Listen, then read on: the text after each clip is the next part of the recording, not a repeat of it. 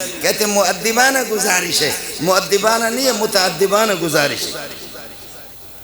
مؤدبانہ گزارش نہیں بلکہ کیا ہے؟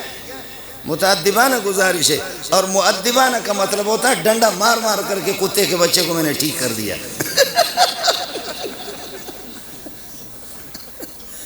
جی ہاں، یہی ہوگا۔ ضربتہ تعدیبا، ضربتہ تعدیبا، ڈنڈے مار مار کر کے اس گدھے کو میں نے ٹھیک کر دیا۔ تو وعلی آلہ واصحابہ المتعدبین بآدابہ، سبحان اللہ۔ خیر یہ نقطے ہیں، یہ قوانین نہیں ہے۔ عرض یہ کر رہا تھا کہ اتنا مشکل ہے درس و تدریس، اور ان کتابوں کو پڑھنا پڑھانا اتنا مشکل ہے۔ پتہ نہیں مجھے محتمی صاحب کون ہے؟ میں بھی محتمی ہوں، خیر میرے محتمی بھی ختم ہوگی، میرے پاس بھی 2000 طلبہ ہوتے ہیں، سمجھے؟ لیکن عام طور پر یہ جو مولوی ہوتے ہیں نا، یہ محتمی حضرات دوسروں تک کہتے ہیں 2 کتابیں پڑھانا کچھ بھی نہیں ہے، 3 کتابیں پڑھانا کچھ بھی نہیں ہے۔ جتنا دماغ انسان کا پڑھنے پڑھانے سے خراب ہو جاتا کسی طرح۔ جی ہاں، میں خود پڑھاتا ہوں، علماء کو پڑھاتا ہوں، 1500 علماء ہوتے ابھی 2 مہینوں کے، روزانہ 7 گھنٹہ 8 گھنٹے بیٹھ کر کے۔ ایک مولوی کراچی والا مجھے کہنے لگے کہ مولوی صاحب ہم 2 گھنٹے بیٹھتے ہیں تو پھر یہ کہ ہماری حالت خراب ہو جاتی ہے، یہ 8 گھنٹہ آپ کیسے پڑھاتے ہیں؟ اس میں صرف بھی ہوتا ہے، نحو بھی ہوتا ہے، پورا قرآن کی ترکیب کتنی مشکل ہے۔ کہنے لگے آپ تھکتے کیوں نہیں ہے؟ میں نے کہا میرا یہ پچھلا حصہ جو ہے نا یہ اسٹیل کا بنا ہوا، آپ کا ٹماٹر کا بنا ہوا۔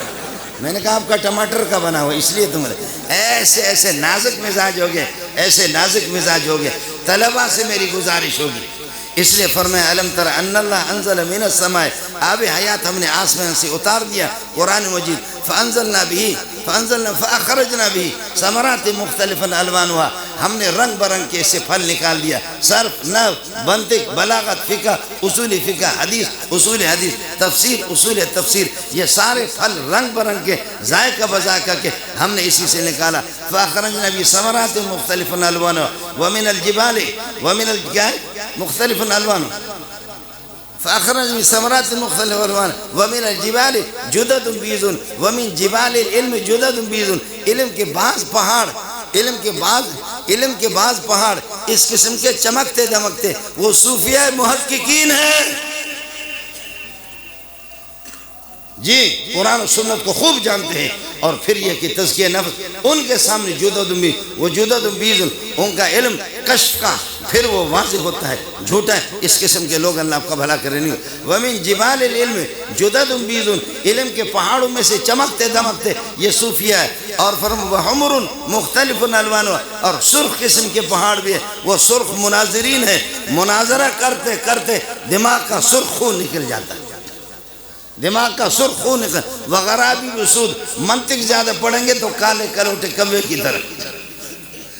منطق کا مخالف نہیں، میں خود ماتم کرتا ہوں کہ میں نے منطق کیوں نہیں پڑھا۔ وغیرہ منطق پڑھنا چاہیے۔ منطق و حکمت زبہر اصطلاح، گھر بخوانی اندک باشد موا، سلم ملا حسن قاضی حمداللہ صدرہ، یہ ضرور ہے، ضرور پڑھنا چاہیے۔ متاخرین کا علم اس کے بغیر حل نہیں ہوتا۔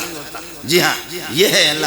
وَمِنَ النَّاسِ وَالدَّوَابِّ وَالْأَنْعَامِ مُخْتَلِفٌ الْوَانُهُ، لوگ بھی رنگ برنگ کے ہوتے، مجاہدین ہوتے، غیر مجاہدین، دلیر بھی ہوتے، بزدل بھی ہوتے، جانور بھی قسم قسم کے، کچھ ریاکاری کے گھوڑے رکھے اور کچھ جہاد کے گھوڑے رکھے۔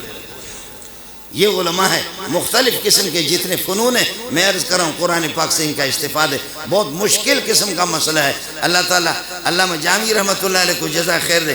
ابن حاجب کا کافیہ جو مختصر سا ہے، لیکن طلبہ سے عرض کروں گا کافیہ کی شرح خود ابن حاجب کی 2 جلدوں میں آگے، شرح الکافیہ 2 جلدوں میں، اس میں فَإِن قِيلَ قُلْنَا نہیں ہے جیسے پٹھان اشکال کرتا ہے، کوئی فَإِن قِيلَ قُلْنَا نہیں ہے۔ اور پھر شافیہ جو اس کی صرف کی کتاب ہے، اس کی شرح خود حضرت نے شرح الشافیہ لکھی ہے 2 جلدوں میں، اس میں کوئی قیل قلنا نہیں ہے۔ قیل قلنا تو جار بردی کے اندر ہے۔ کافیہ کی جو شرح جیسے جامع الغموس ہے اور لاخار بابا ہے، تحریر سنبٹ ہے، یہ جس طرح آپ نے اس کو مشکل کر دیا نہ اس طرح نہیں ہے۔ اللہ و علم باصول یعرف بها احوال و اواخر الکلم ثلاث من حيث الاعراب والبناء وكيفية تركيب بعضها مع بعض والغرض من صيانة زين الخطأ اللفظي في كلام العربي۔